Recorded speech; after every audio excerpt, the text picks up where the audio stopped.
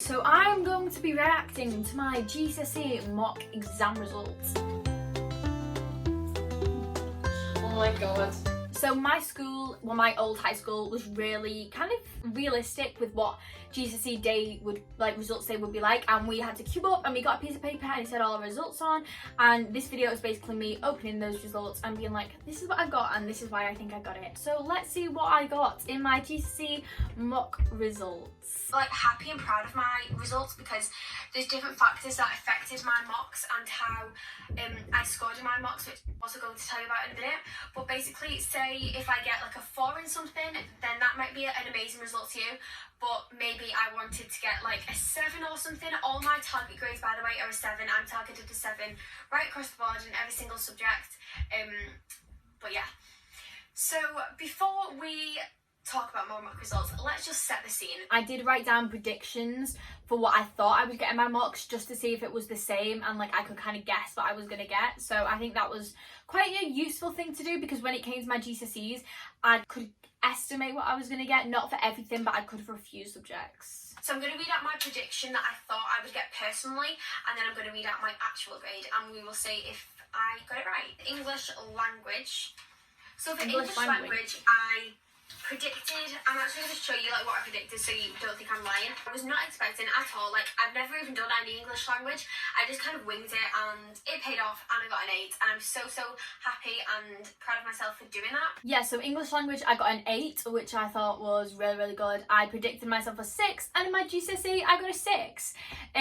All of my high school's English language results this year were kind of low, apart from certain people's. Livs here, what did you get in language?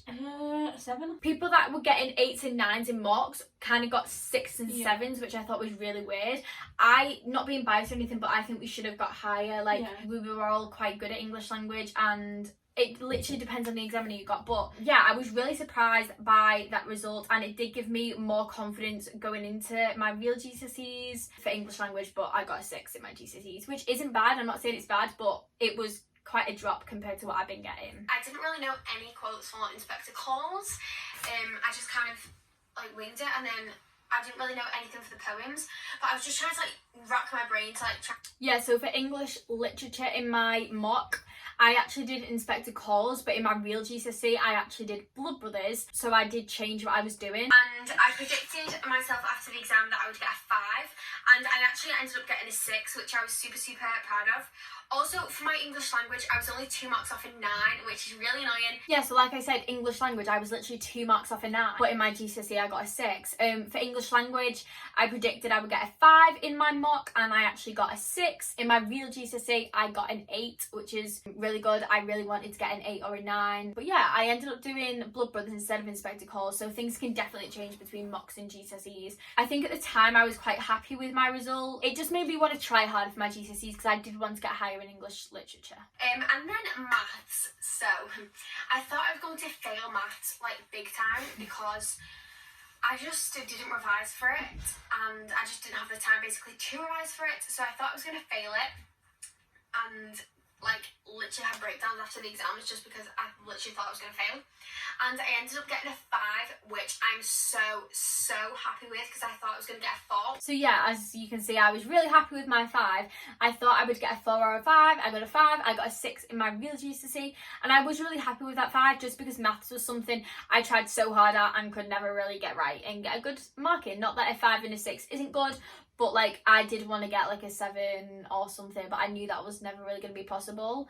I did try really hard with maths, and like I said, I didn't really have the time to revise for maths during my mocks, because I was so busy with like auditions and going away and Little Shop of Horrors, the production that I was in. So I was quite happy. I'm happy with, because it's a pass, but a 5 is like a high pass because it's like a high C. So I'm so happy that I got a 5. In my real GCSE, I would love a 7, but anything between like a 5 and a 7, like I'll be happy with. I'll take it to pass at the end of the day. Then for religious studies, I'm super happy with this one. I got a 9 in RE. Yeah, so I got a 9 in RE. I predicted to get an 8 or a 9. I got an 8 in my real GCSE, which I was kind of annoyed about, because I kind of wanted that 9. But yeah, I got a 9, and it just like boosted my confidence when it came to GCSEs. And for RE, I predicted myself an 8/9, just because I knew the exam went really well. And I did. I got a 9, so I'm super happy with that. Next result is biology, and again, I wasn't expecting this in biology. Biology, I predicted I would get a 6, and I actually came out with a 7. And I think in my real GCSE, I feel like I got a 5. I don't know, I've got my results here. Let me have a look. Oh, biology, I got a 5, which is like kind of annoying just because like was getting like 7s and 8s in biology all year, but yeah. So like so far by like all my results, the rest of them are kind of similar, but you can tell like GCSE results compared to mock results are so different for so many different reasons. First of all, when you do your mocks, you haven't covered the whole of the courses. You've only covered certain aspects. So when it does come to GCSEs, you've got all of these different topics that you're assessed on, and it's not just certain topics, it's every single different topic, so you have to revise every single thing. It makes it so much more harder. In terms of confidence, they didn't really give me more confidence and they didn't really give me less confidence. It was just kind of like, well, I've got this in my mocks, but it doesn't necessarily mean I'll get it in my GCSEs, just because, like I said, mocks are so different to GCSEs. I still knew I had to put a lot of work in, and I wanted to work really hard to make sure I could get like the best possible grades I could get. Did my revision schedule or strategy change after I got these results? I feel like it changed and I did more revision, but only because of the fact I didn't get to do as much revision as I wanted to do during mocks because of different factors like I've said before. So yeah, I feel like as well after the February mark, you do a lot more revision and things become a lot more intense. Looking back, would you have used the time around mocks any differently? I don't think I would have done anything differently. I think the only thing I would have done differently was try not to stress as much. I feel like in terms of my time and what I did with it around mocks, it was very focused on my EDA audition, my Little Shop of Horrors production, because those were the most important things. Like if I hadn't put a lot of work into my EDA audition, I wouldn't have got into EDA and I wouldn't be in the position I'm in now where I get to go to such an amazing college and do everything I love every single day. My mock results didn't affect me going to EDA. My GCSEs didn't affect me going to EDA. So my headset was I need to focus on EDA, and then after my EDA audition, and then I can focus on mocks, then I can focus on GCSEs. But that was just me personally. I feel like spend 1 hour a night doing a revision. You don't have to revise loads for your mocks. Treat it like a learning tool and don't stress out it too much. What would your advice be to current year 11s who get better or worse results in their mocks than they had predicted? So like I said, mocks are a learning tool. Your mock predictions are going to change all the time. Your mock results are going to be completely different to your GCSEs, whether they be better or worse. Like I said, biology, chemistry, physics, I did so much better in those subjects in my mocks, in class assessments. All year I did better, and then it came to my GCSEs and I got 4s and 5s instead of the 7s and 8s I've been getting all year. You can't predict anything. Predictions are made by a computer. Are we really going to listen to a computer tell us like what we're worth? No.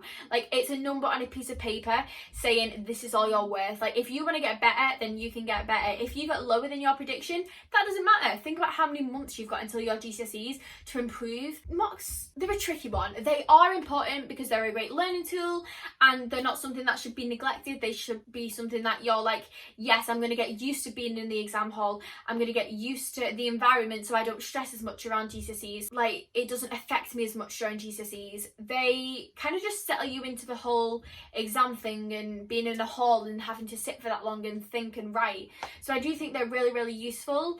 They're an amazing thing to have, and I think we're really lucky that we get so many opportunities to practice sitting our GCSEs. So I hope that this has given you a little insight into mocks and hopefully given you some advice from an ex-year 11 pupil that has gone through the whole GCSE process. Good luck if you are doing mocks, and please don't stress. I hope everything goes amazing and I believe in you.